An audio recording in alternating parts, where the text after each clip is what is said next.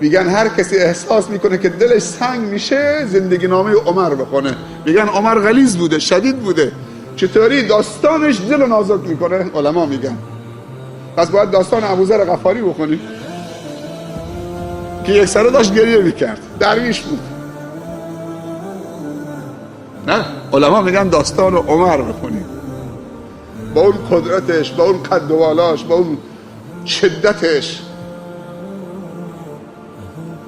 از همه دل ظریفتر داشت. بعضی موقع قرآن میخون بیهوش میشد، میافتاد، میبردنش خونه، مردم به عیادتش میرفتن.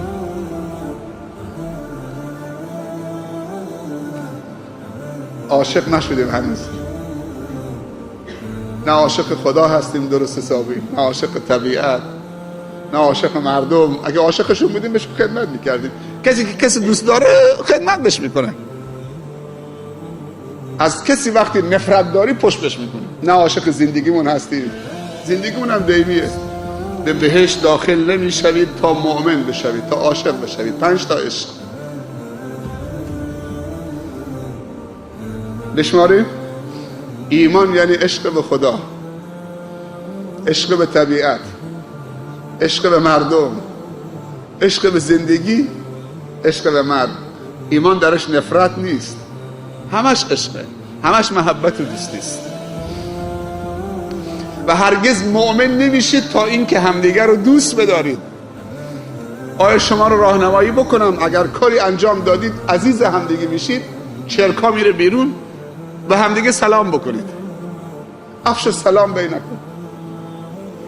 به همدیگه سلام بکنید، دست هم بفشارید، احوال پرسی گرمی از هم بکنید، لبخند بزنید تو صورت همدیگه، چرکا میره بیرون. هیچ مسلمانی حق نداره بیش از 3 روز به برادرش پشت بکنه جواب سلامش نده.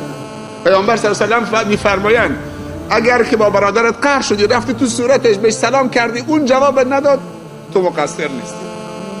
ولی اگر نرفتی طرف همدیگه، هر کدوم زودتر مردی، اون یکی جهنمیه. داره میترسونه که سریع دوباره بر بگردن به هم سلام بکنن. روز 5 وقت نماز قرار داده.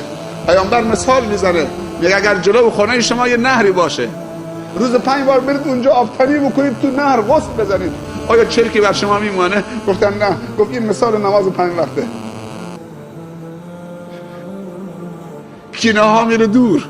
روز 5 وقت میای اینجا میگه الله اکبر، بعد از نماز چشم تو چشم برادرت میفته، دلت رحیم میشه. من یه داستانی تو نماز شب برای عزیزان نقل کردم. یکی از دوستان که خودش دعوتگر بود و عالم بود نقل میکرد که دوستی رو به خاطر خدا نصیحت کردم، بدش آمد. نزدیک به 7-10 سال میگه با من قهر شد به خاطر که نصیحتش کردم. نمیدونم بهش برخورد چطوری شد که نتونست هضم بکنه بپذیره.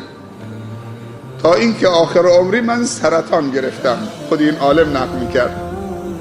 سرطان گرفتم، شیمی درمانی میشدم، دیگه استخوانش تو پوستش میچرخید از بس که لاغر شده بود. میگه آخرین روزی که رفتم شیمی درمانی بشم، رفتم دکتر. میگه دکتر گفت که سید میخوام یه چیزی بهت بگم، ظرفیتش دارید، دیگه کار از دست ما خارجه. یعنی دیگه روزای آخرته. این ناامیدم کردن دیگه. گفتم انا لله و انا الیه راجعون. میگه همینجور پوستم کل بدنم تنور شده بود. یک دفعه تلفنم زنگ خورد، تا گوشی بلند کردم گفت که آقا سید. گفتم بله جان. گفت السلام علیکم و رحمت الله و برکاته، حالت خوبه؟ همجا زد زیر گریه. تا گفت آقا سید من فهمیدم که همون دوستی که 10 سال میگه دردمو فراموش کردم.